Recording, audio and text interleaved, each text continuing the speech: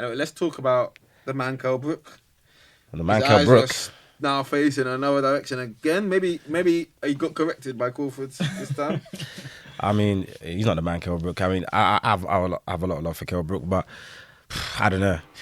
I feel the praise has to go to the man Terence Crawford. They put him in front of him and he knocked him out. I mean, it's a bit of a weirdo for Terence Crawford because they always say, this guy's the guy for Terence Crawford is going to cause him problems, and then he deals with him. Then they turn around and say, blah blah blah, he's not that good. Which for this one, you can say things of that nature to an extent. Kell Brook was going to win. No one for only I Sheffield. didn't think he was going to win, but I thought to make it interesting, which he did in at least the first two rounds. He really did. I mean, he can't Terence Crawford was right eye. But then once Crawford switched stance, adjustments king is right in this day and age. Crazy. But I don't know, man. I feel because Kell Brook used to have an iron chin, and his chin has just been eroded. Yeah, because you get older. Not just that. Like, I mean, after the Golovkin fight, he took some good punches against Errol Spence. Don't get me wrong, but since then he's obviously the next few fights he won, but those against bums. But his chin is just not the same. You're taking a hit. You're taking hits. You're getting whacked. And it's constant. It's been over years. Your chin's going to get weaker. As you get older, you should change your style. That's why Mayweather was so good. It's so good. And people say that. But Mayweather was not getting hit. You know, as you get older, your chin gets weaker. You can go to sleep. Yeah, he's got you can fall to. You can lay your bed in that ring. The best plus minus in boxing history in terms of hitting. That's the aim, not to get hit. And Kell Brook gets hit too much, so that's why. I feel those two fights, Golovkin and Errol Spence straight after, they were bad career decisions. I mean, if he won those fights, it would have been the greatest in the division right now.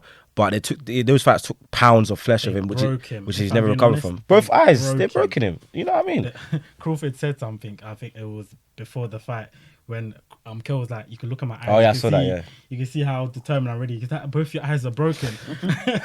And I feel like it was even reflective in the fight because I think it was around the third round. He started dabbing onto his eye. I don't know if anyone picked up on that. I think I saw it. He started dabbing onto his eye. And for me, that already showed that's a broken fighter because he's already now. He possibly might have done whatever, but before the fight, he was saying, "I've got titanium in my eyes. I'm looking $1 million. All this, all of that." And mid-fight, you're now touching your eye. It might have even been a psychological thing for him. Yeah. And we all know that boxing, a lot of it is mental, isn't it? So the minute I saw him do that, and already that fight was taking a lot of concentration. And if we're being honest, it was a really good chess match for how long it lasted for. Yeah. Kell Brook was really in there. After the first 1 or 2 rounds, I was like, you know what? Kell looks like he's on it today. But the adjustments that Crawford made was just ridiculous. And it was the way he just switched his stance. And it was like he read his game and he took remember, Brook was touching him with a jab. He was touching him with the jab for the first 1 or 2 rounds. Switched his stance, that jab was gone, completely gone. After that, Bud was picking up the pace, and it was so mad how the stoppage even kind of came. But it looked like it was like a hook jab from the southpaw position, and he stumbled back. And after that, there ain't really a better finisher than Crawford in the game, really. Yeah, right now it's the best. He has these little Wilder-esque moments sometimes with it, but it's controlled. Really calculated and controlled with it, and he just took him out.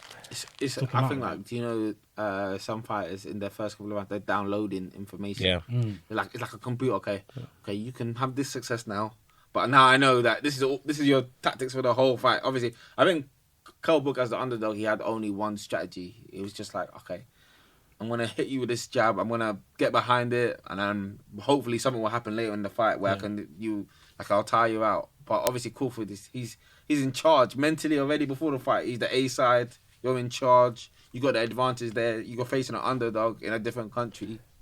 And Kell Brook didn't have any answers after that. I mean, like Andre Wood said, Kell Brook has a fantastic game, game A plan. Like his A plan, his first plan is fantastic. But, the B plan and the C plan, it's not really there. Whereas Crawford... There's not a lot of fighters that have... But at the elite level, you need that. Because when you find someone like Crawford who has A, B, C, D, E, they've different wrinkles to their game. So when is he going to fight Errol Spence? In terms of Errol Spence, it's very tricky. I mean, me personally... If Errol Spence didn't get his car crash after he fought, I think he was planning to fight Pacquiao, whatever, or Garcia, whatever. If he didn't have his car crash, fought him, then Terence Crawford would be next.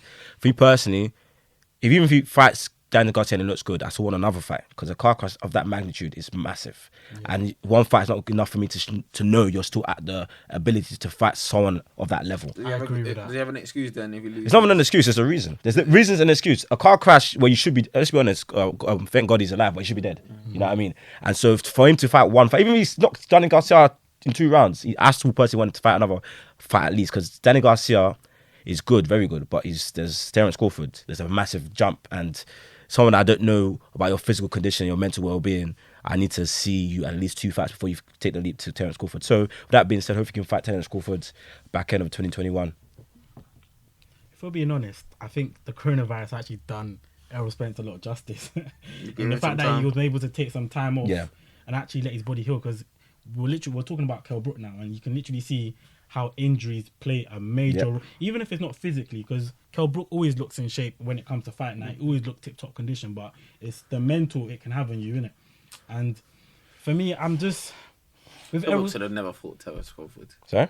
Kell Brook should have never fought Terence Crawford. He should never fought Golovkin. He should have been fighting Amir Khan and get that fight. And then that probably be his last fight. But what's his name? Brook, he even struggles. Even though they say he made it work well, but he's not a 147 size fight anymore. He's been fighting a 154. And that's probably something that played a little factor into the match as well, getting into... Do you think Canelo will fight Crawford or Spence in the future? I think he can fight Spence because Spence, I can see him going up in weight. Like he said, he wants to clear out the welterweight division and go up in weight. Crawford's not big enough. I feel Crawford can get to 154. 160, I'm not sure. You think Canelo can come back down again? That's the thing. I don't think he can make 154 again. No, 154 he can't. 160. I think 160 is the unless you do a catch weight or something like that. But I don't know if maybe he can. I don't know. Between Canelo's a small. What's it called, like super middleweight, like heavyweight, whether he's where he's now. He's like 5'9". I think he's only like an inch. Is she heavyweight? No, light heavyweight, because that's where he fought. What's it in Kovalev? But what's it called? So I don't know. They could do a catch weight. Who knows? But Errol Spence against Canelo is probably the more viable fight because Errol Spence could go up to at least 160, maybe even 168, probably. He's got the size and the ability to do so. But in saying that, what I would say about Kell Brook as well. He's made bad career moves and a lot of bad things have happened to him. Like, who remembers when he got stabbed on holiday? Like, those things are traumatic things. Crazy things have happened to him. And you... It's the background, fam. These boxers come from... No. It's not just back... Some mad backgrounds and get involved in some... Yeah, get involved... The boxing is a way of them getting out, fam. Yeah, but his stabbing wasn't from a background on holiday. It's a random one. And when you get stabbed, he was stabbed in the leg and something traumatic like that happening and all the things that, the Golovkin and the Errol Spence fight, the 2 eye sockets have been damaged, like... These things, they take a lot out of you. When you fight someone... I'm not fighting Golovkin ever, fam. Huh? Golovkin is a mad fight to... I feel sorry for Kell Brook. When I look back at Kell Brook's career as a fan, I'm actually... We've talked about this. I love Kell Brook. I'm actually a fan of Kell Brook. I just feel like he shouldn't have been in those fights he was in. Golovkin, Errol Spence, not at the time he took them. But it's a shame because he just wasn't able to get the fights. After Sean Porter, it's so weird because after that Sean Porter win, you think, cool, he's going to kick on now. Yeah. But he just never did. It's so weird. Whereas now you're seeing all these other guys in the welterweight division. They're all having these kind of somewhat big fights. Yeah. And it's like they've all done their thing and kicked on, and that's where the money was at. Kind of stayed still. That's one thing I would also say about boxing.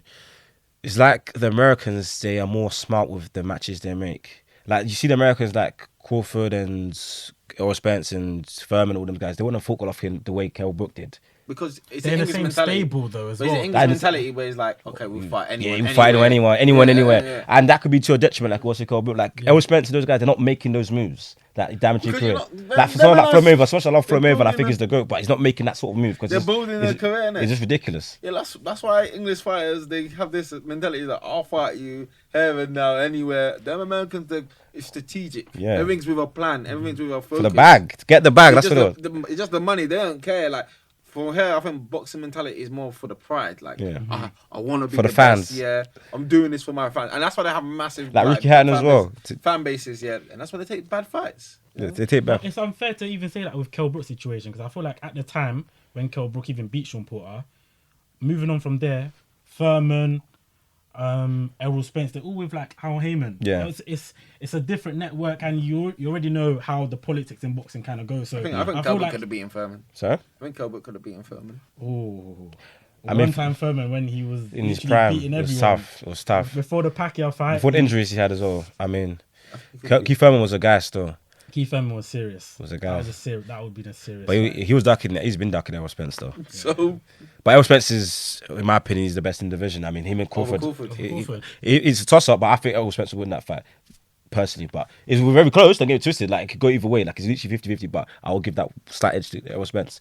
And if not, then yeah, it is what it is. But Errol Spence is one of those guys in the division. Him and Crawford, they are on a level above. I thought Terence Crawford's always shouting out Spence for ducking him.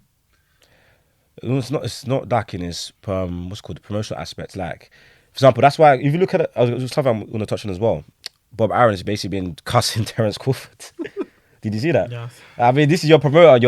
Lomachenko's gone now. This is your main fighter, but you're cussing him out. I mean, Lomachenko's not gone, man. It was not gone, but he's on a dip right now. And so give Lomachenko he's on a dip right now. He lost the fight to Teofimo Lopez. They should rematch that. Yeah, you might rematch, you might win, but right now, Terence Crawford clearly is your your best fighter on your stable. I'm checking the numbers to see how much commercial value. Maybe Lomachenko might bring in some more. I don't know. But Terence Crawford overall is your main fighter, and it's all cussing him out saying, "Oh, he needs to promote himself more." Apparently, I'm getting bankrupt by what's it called? That's what he says. Apparently, I'm getting bankrupt by promoting these fights. You know, but then he's getting bankrupt from promoting. He said all the money I used, I could have bought a house in what's called Malibu or something like that. He's just saying something crazy of him. But I don't think Crawford is as marketable as certain people in the division. He's kind of just he's a fighter. He's not a man that's doing the personality thing as well. I don't think he can't not do it. I just feel like it's just not his bag. It's just not his bag. Yeah. He hasn't been guided right. I mean, no, but some people are just fighters. That's just what. Some people are just fighters. But if someone like Al Haymon and Fleming, they had just a fight, they'll guide them right to do those necessary things. I don't see. You want them to go out there in the club and dash not necessarily do that, but they'll like what's good. I was watching videos before and they explained it perfectly. Like when Fleming Fleming naturally has that in him. Let's make that clear. But however, Fleming was putting work, doing interviews, doing this. I think if he was under the stable Fleming and Al Haymon, they'll put those things in place for him to do. Even though it might be a bit out of his comfort zone, but he'll do it, and his commercial value will be a lot higher. I mean, but in saying that, I think Spence is more marketable than. Yeah, because he's under the banner. Like Spence is what's a relaxed guy. He's not really a rah type of guy, but he's under the banner. Those type of guys of Floyd Mayweather, he hangs around the right people. Those guys are putting him into place to be successful in terms of the promotion side of things. But Aaron, what's he doing? He's, even when they were fighting together, he was saying, "Oh, Lomachenko's this, that." Wasn't really talking about Crawford like that. Even though Crawford was levels. Lomachenko's a cash cow. People love Lomachenko on this side. Like boxing purists, I hear his name a lot. Even me not being a boxing purist. Boxing purist, though, you said. Yeah.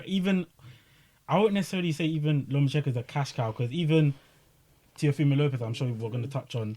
You see, in my opinion, when I'm like watching all the videos and stuff, you can see Bob Arum is pushing it. He's more in touch with the younger crowd and that type of audience. So it's difficult. I don't know. I feel like with Terence Crawford, it's a difficult situation because, in my opinion, you have the number one pound for pound, in my opinion, in the world, and it's just a shame to see. He's probably not making as much or hitting the dizzy heights that he should be hitting, really. So I mean, there's an out potentially because apparently has a year left or 2 fights left and he's still top rank. Opens up the door for him to go to where the smoke's at, PBC. And if, like some guys were saying before, like a couple years back, if Terence Crawford is really serious about fighting those guys, that's what he should do, that move. Because now that Bob Arum's cussing him, he has no loyalty anymore to Bob Arum. That's the move to make. Go to Al Haymon and them boys there, potentially, because Pacquiao was there as well. He wants to fight Pacquiao. There was even rumours that they were supposed to fight Pacquiao earlier this year. Pacquiao don't fight no more. No, but he's got a belt. It's either relinquish your belt or fight us. You know what I mean? Wait, Pacquiao's got a belt? He's got a belt. He beat Furman. He's got a belt. I think it's WBA. I forgot. Pacquiao, just do the politics thing, man. I don't want to see this. Hey, he's supposed to be in the ring, but... Why is he still in the ring? Why are people getting beat by Pacquiao now, fam? Pacquiao's big. Hey, ask one time Furman. He took that fight. He probably thought he was going to bang Pacquiao. But he's got a belt, so... what I mean? Because Errol Spence and Terence Crawford want to be the guy to say, I retired Pacquiao. Because even though Pacquiao's, we know right now Pacquiao's well past his best. Past his best. Well, but he still managed to beat Furman. But if you have Pacquiao on your CV... That's a big win. That's one of, worst case scenario, top 10 all time, in my opinion. If you have him on your CV, Manny Pacquiao. Because when time goes on, people are going to forget he was out of his prime. You're the one that retired Pacquiao. Then how much of a scalp that is. Pacquiao's going to beat one. He's going to... shock the world, fam. If he beats one of those guys, then wow, he's gonna go up my rankings a lot. If he beats one of those guys, I don't know. If Pac wants to beat Errol Spence or Crawford, what would I do to his all-time rankings? He'll go up a lot, in my opinion. That would be crazy, but I don't see him beating. I don't see him beating, but this is hypothetically. If he beat one of those, knock them out though. Huh? You can knock them out. Pacquiao's got knockout power. He's got power, yeah. He's got power. But if he beat them, wow. She goes right up I my don't believe rankings. Pacquiao's beating anyone. I don't think you will, but if he did, hypotheticals, you know. That's a mad hypothetical. That's like boxers. What's it? Boxers chance, whatever they call it, fam. I don't know. He's got a 1 in 100 chance of beating. No, I won't say that. He's got, I say 1 in 12. Crawford and Spence are just too big, too strong, too fast, too everything, too youthful, too everything for him. 100. I feel like they were just overwhelming. No, I won't say 100. Pacquiao's still a serious guy, like 1 in 12, I would say. 1 in 12. He went life and death with Hugh Furman. not even Furman. Didn't he lose to the Australian brother? Yeah, Australian guy. I mean, Pacquiao's one of those, especially now, it depends what night you catch him. If you catch him at his best, it can be 1 in 12. If you catch him at his worst, then yeah, it can be 1 in 50, 60, 70. You know what I mean? Man So, lost to the Australian brother, fam. Where is he? Do we even hear him? I don't even know. was it Jeff Ford? Jeff Ford. that's Jeffy! He lost to Jeff. I don't know what Pacquiao was on that day.